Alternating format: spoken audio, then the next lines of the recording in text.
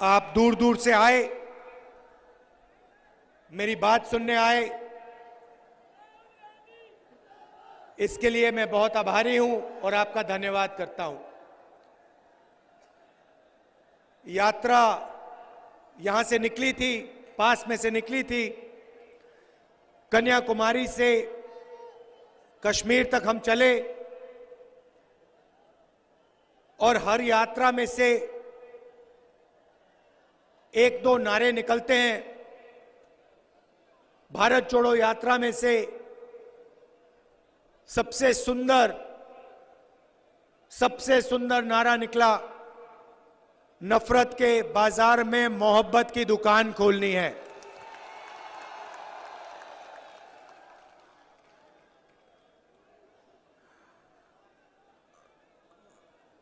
चार 4000 किलोमीटर हम चले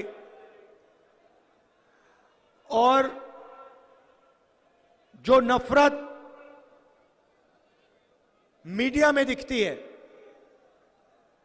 24 घंटे मीडिया में आपको दिखता है कि हिंदुस्तान का एक भाई दूसरे भाई से लड़ रहा है, एक धर्म का आदमी दूसरे धर्म के आदमी से लड़ रहा है, एक जात दूसरी जात से लड़ रही है। मुझे देखने को मिला कि ये सिर्फ मीडिया की सच्चाई है। देश में लोग एक दूसरे से मोहब्बत करते हैं, इज्जत करते हैं और प्यार से रहना चाहते हैं।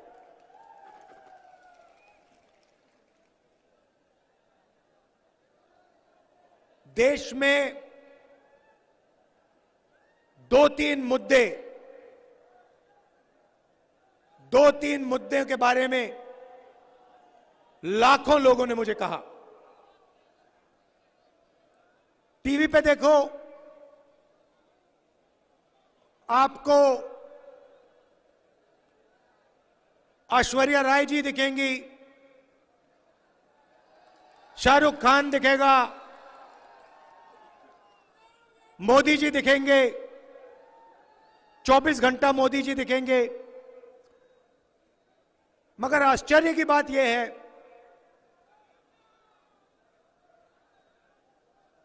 कि देश के किसान, उनकी आवाज, देश के बेरोजगार युवाओं की आवाज, गरीब मजदूरों की आवाज और उनके मुद्दों के बारे में आपको टीवी में कुछ नहीं दिखने वाला।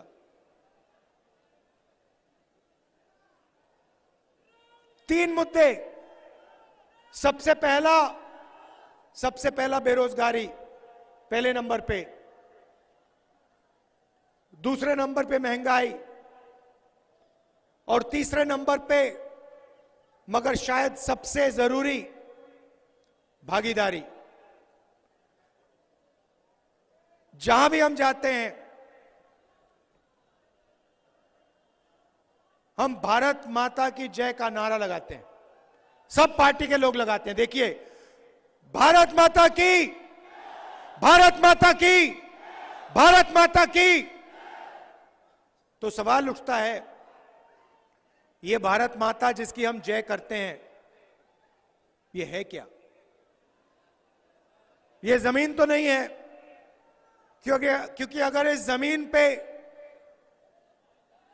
लोग नहीं होते, जनता नहीं होती, तो भारत माता नहीं हो सकती। तो भारत माता का मतलब आप लोग, आपके सपने, किसान, मजदूर, बेरोजगार युवा, छोटे दुकानदार, आपकी आवाज, आपके सपने, आपके डर, आपकी खुशियां, यह है भारत माता। पार्लियामेंट हाउस में कुछ दिन पहले मैंने भाषण किया और मैंने कहा, देखिए, हम भारत माता कहते तो हैं, भारत माता की जय तो करते हैं, बाकी दुनिया जिसको हम भारत माता कहते हैं, बाकी दुनिया उसे सोने की चिड़िया कहती है। हम भारत माता कहते हैं, मगर विदेश के लोग हमारी भारत माता को सोने की चिड़िया कहते हैं। मतलब भारत माता में धन की कोई कमी नहीं है। अरबों रुपए भारत माता की मेहनत से, खून पसीने से अरबों रुपए बनते हैं। सवाल यह है, अरबों रुपए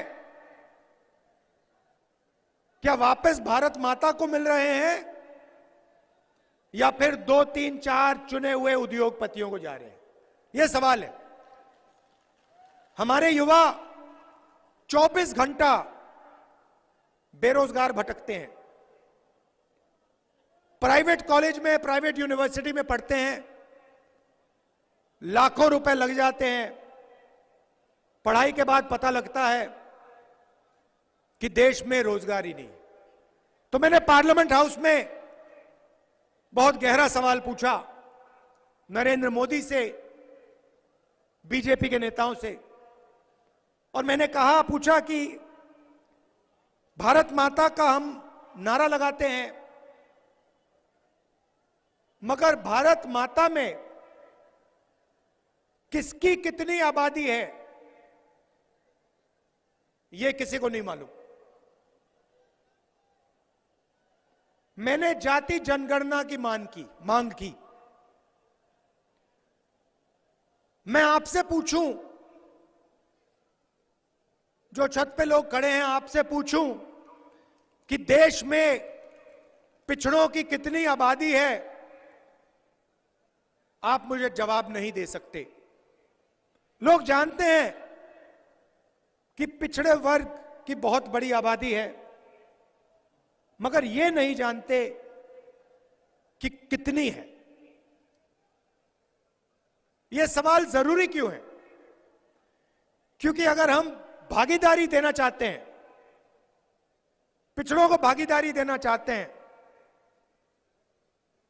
तो हमें मालूम होना पड़ेगा कि पिछले हैं कितने। भाइयों और बहनों, देश को एमपी और एमएलए नहीं चलाते हैं। अगर आप यह सोचते हो, आप गलतफहमी में हो। देश को आईएएस के अफसर चलाते हैं। किसी भी बच्चे से पूछ लो, उससे पूछो क्या करना चाहते हो, बच्चा आपको कहेगा मैं तो आईएएस में जाना चाहता हूं। फिर उससे पूछना क्यों, आईएएस में क्यों, कहेगा क्योंकि आईएएस के लोग देश को चलाते हैं। सच्चाई है। तो 90 आईएएस के अफसर हिंदुस्तान को चलाते हैं। बजट का हर पैसा, एक एक पैसा के बारे में ये 90 लोग निर्णय लेते हैं। नरेंद्र मोदी कैबिनेट सेक्रेटरी और secretary to government of India, ये 90 लोग मिलकर बजट को बांटते हैं। यहां पे आपकी कनाल नहीं बनी। ईआरसीपी का वायदा किया था नरेंद्र मोदी जी ने, जयपुर में किया, अजमेर में किया, मगर कनाल नहीं बनी। निर्णय 90 अफसरों ने और नरेंद्र मोदी ने लिया। स्वास्थ्य में कितना पैसा जाता है, शिक्षा में कितना जाता है, 90 अफसर लेते हैं। बीमा योजना में कितना जाता है, 90 अफसर लेते हैं। सेना में कितना जाता है, 90 अफसर लेते हैं। तो मैंने पार्लियामेंट में सवाल पूछा, 90 में से पिछड़े वर्ग के कितने लोग हैं? 90 में से दलित कितने, आदिवासी कितने, गरीब जनरल कास्ट के कितने और पिछड़े वर्ग के लोग कितने? और जैसे ही मैंने यह सवाल पूछा, बीजेपी के लोग कांपने लगे।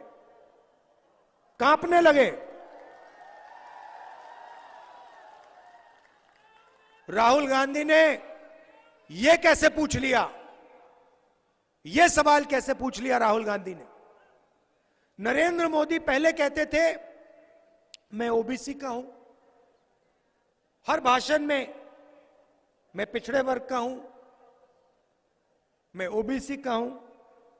और जब मैंने जाति जनगणना की बात की, मैंने ओबीसी वर्ग को भागीदारी देने का सवाल उठाया, उसके बाद नरेंद्र मोदी कहते हैं, सब भाषण में कहते हैं, भाइयों और बहनों, देश में सिर्फ एक जात है, वो है गरीब।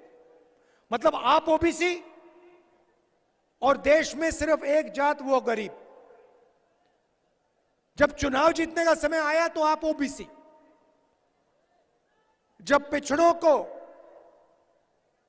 उनकी शक्ति दिखाने का समय आया, उनको भागीदारी देने का समय आया, जाति जनगणना करने का समय आया, तो देश में कोई जात नहीं, सिर्फ एक गरीब। भाइयों और बहनों, बीजेपी के लोगों ने जवाब नहीं दिया, मगर मैंने आंकड़ा निकाला, 90 में से सिर्फ 3 अफसर ओबीसी वर्ग के हैं। आपकी आबादी कम से कम 50% है, आपकी आबादी कम से कम 50% है, कम से कम आपकी आबादी 50% है। वो 3 अफसर बड़ी मिनिस्ट्री नहीं चलाते, वो कोने में बैठते हैं। अगर हिंदुस्तान की सरकार 100 रुपए खर्च करती है तो ओबीसी अफसर सिर्फ 5 रुपए का निर्णय लेते हैं। आपकी आबादी 50%, आपकी हिस्सेदारी 5%। यहां आदिवासी भाई बहन भी हैं। आपकी आबादी 12 से 14% है देश में, 90 में से 3 अफसर आपके। और अगर पिछड़े वर्ग के अफसर 100 में से 5 रुपए का निर्णय लेते हैं, तो आदिवासी अफसर 100 में से 10 पैसा का निर्णय लेते हैं। 50% आबादी, 5% भागीदारी, 12 से 14% आबादी और 100 में से 10 पैसे की भागीदारी। यह सच्चाई है। इनकी योजनाएं देखिए, हमारी योजनाएं देखिए। हमारी योजना मनरेगा, पैसा कहां जाता है? पिछड़ों के पास, दलितों के पास, आदिवासियों के पास, गरीब जनरल कास्ट के लोगों के पास। भोजन का अधिकार पिछड़ों के पास, दलितों के पास, आदिवासियों के पास, गरीब जनरल कास्ट के पास। हमारी सारी की सारी योजनाएं पिछड़ों को दी जाती हैं, गरीब जनरल कास्ट के लोगों को दी जाती हैं, आदिवासियों को, दलितों को। जीएसटी की योजना लाए, जीएसटी से किसी को यहां पे फायदा हुआ? नहीं, जीएसटी से अदानी को फायदा हुआ। नोटबंदी लाए,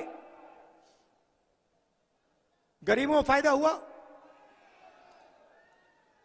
फसल बीमा योजना का उदाहरण देना चाहता हूं।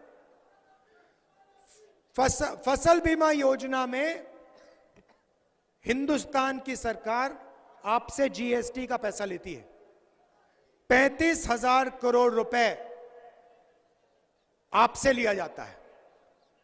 20,000 करोड़ रुपए दिल्ली की सरकार डालती है, 10,000 करोड़ रुपए स्टेट की सरकार डालती है, 5,000 करोड़ रुपए किसान देता है। 35,000 के 35,000 रुपए नरेंद्र मोदी 16 कंपनियों को देता है। मतलब पैसा आपका, जीएसटी से आपने दिया। 35,000 करोड़ रुपए 16 कंपनी को नरेंद्र मोदी देते हैं। उसमें आपको एक ओबीसी, एक दलित, एक आदिवासी, एक गरीब जनरल कास्ट का आदमी नहीं मिलेगा, एक नहीं मिलेगा। पैसा आपका, फायदा चुने हुए लोगों को, करोड़ों रुपए की सैलरी मिल रही है उनको, अरबपति बन रहे हैं। और जब तूफान आता है, खेत का नुकसान होता है, तो किसान फोन लगाता है, कंपनी को फोन लगाता है, 2-3 दिन बाद फोन लगता है, और फिर किसान कंपनी वालों से कहता है मेरा खेत खत्म हो गया, खेत बर्बाद हो गया, मेरी फसल का नुकसान हुआ। कंपनी वाले कहते हैं तुम्हारा तो कोई नुकसान ही नहीं हुआ, तुम कौन हो, और फोन रख देते हैं। ईमेल लिखता है, ईमेल का जवाब नहीं आता।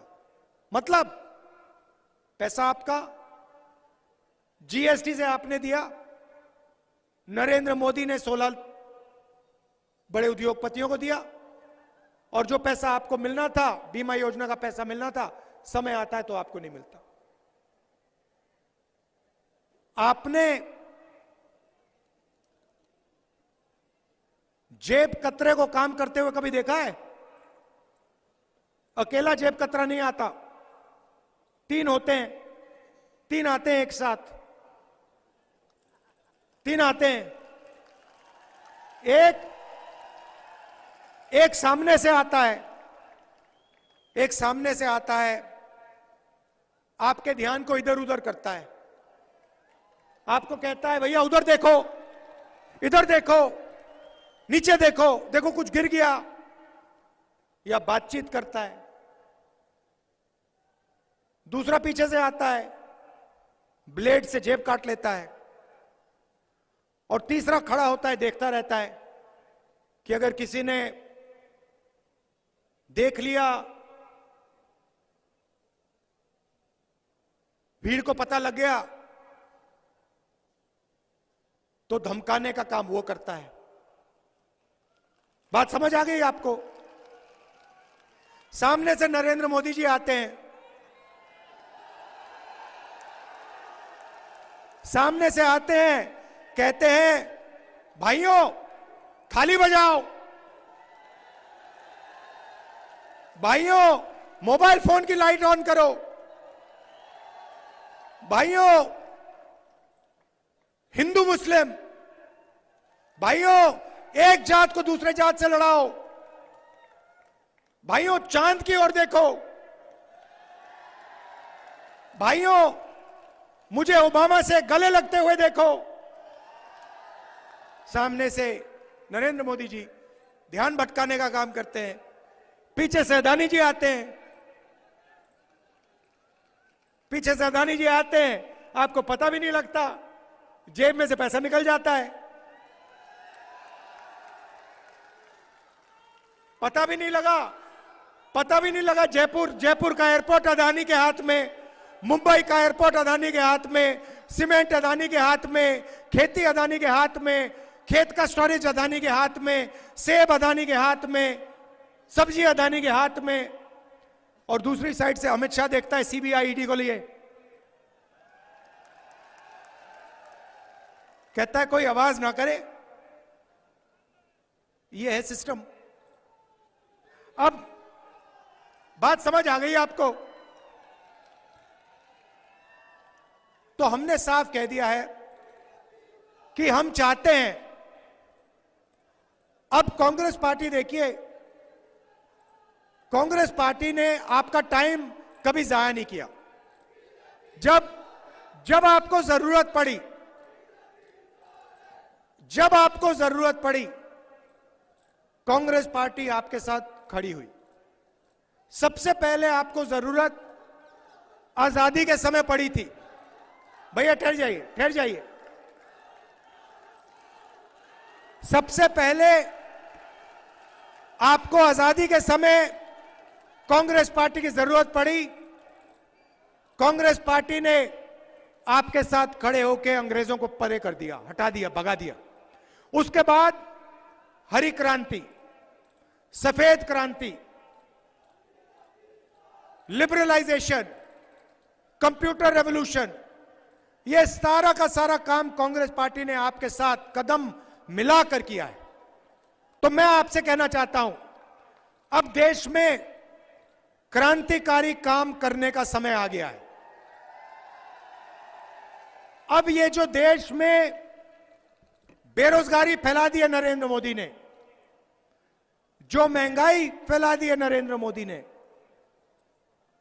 इसको खत्म करने का समय आ गया है। और इसका तरीका मैं बहुत सोच समझ के कह रहा हूं।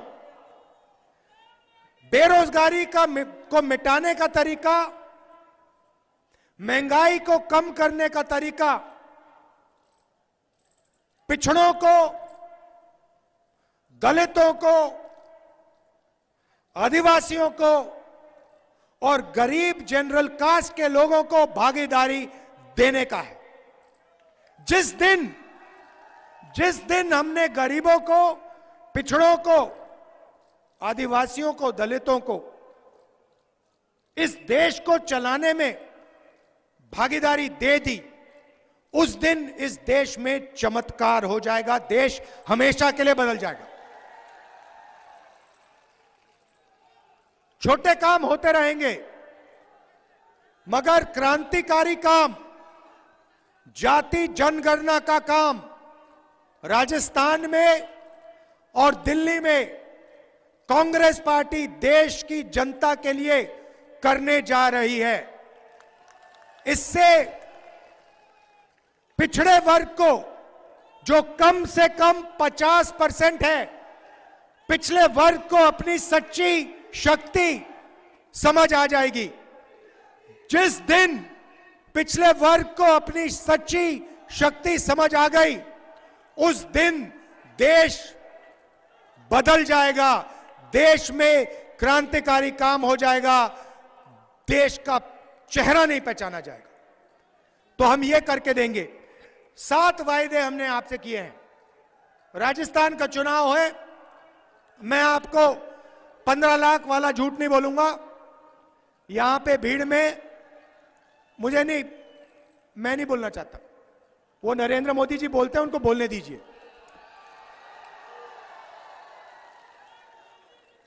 आप जानते हो, देखिए यहां पे हजारों लोग हैं। इस भीड़ में लोगों को चोट लगी होगी, किसी को कैंसर हुआ होगा, किसी को डायबिटीज हुई होगी, किसी को दिल का दौरा पड़ा होगा, मगर राजस्थान में इस भीड़ में एक व्यक्ति ने इलाज के लिए 1 रुपया नहीं दिया। 25 लाख रुपए तक 25 लाख रुपए तक का इलाज राजस्थान की सरकार आपके लिए करती है, प्यार से दिल खोल कर करती है, प्राइवेट अस्पताल में करती है। पैसा किसको दिया? अदानी को नहीं, आपको, किसानों को, मजदूरों को, पिछड़ों को, दलितों को, आदिवासियों को, गरीब जनरल कास्ट के लोगों को। चुनाव के बाद यहां हमारी माताएं बहनें आई हैं, आप अच्छी तरह सुनो। आप सब यहां जो बैठी हो, आप सबको बैंक में हर साल सरकार 10,000 रुपए डाल के देगी। सिर्फ आपको नहीं, राजस्थान के हर घर में एक महिला को राजस्थान की कांग्रेस की सरकार 10,000 रुपए बैंक अकाउंट में डाल के देगी। आप सिलेंडर 1200 रुपए, नरेंद्र मोदी वाला 1200 रुपए का सिलेंडर नहीं खरीदोगे, आप 500 रुपए का सिलेंडर खरीदोगे। यहां पे जो कैनाल का काम नरेंद्र मोदी ने पूरा करने का वायदा किया था, ईआरसीपी वाला, उन्होंने नहीं किया, मगर राजस्थान की सरकार ने अपने पैसे से कैनाल की जिम्मेदारी ली है और इस कैनाल को, इसका काम हम पूरा करके दिखाएंगे। और शायद सबसे बड़ा काम जो हमारे सरकारी कर्मचारी हैं, जिनकी जेब में से नरेंद्र मोदी ने ओल्ड पेंशन स्कीम छीना, उस ओल्ड पेंशन स्कीम को हम वापस उनके हवाले करने जा रहे हैं, कर दिया है, और उसका पूरा का पूरा फायदा सरकार के कर्मचारियों को मिलेगा। भाई और बहनों, निर्णय आपको करना है। मोदी जी की गारंटी का मतलब अदानी जी की गारंटी, कांग्रेस पार्टी की गारंटी का मतलब आपकी गारंटी, भारत माता की गारंटी। हम भारत माता की जय करते हैं और भारत माता की आवाज सुनकर भारत माता की मदद करते हैं, भारत माता का धन भारत माता को वापस देते हैं। वो भारत माता के नारे लगाते हैं और अदानी जी की जय करते हैं। आपको निर्णय लेना है, कांग्रेस पार्टी को यहां जिताइए, भारी बहुमत से जिताइए। मैं जानता हूं यहां पे 4 की 4 सीट आप हमें दे रहे हैं, इसका मैं आपको दिल से धन्यवाद करता हूं। नमस्कार, जय हिंद।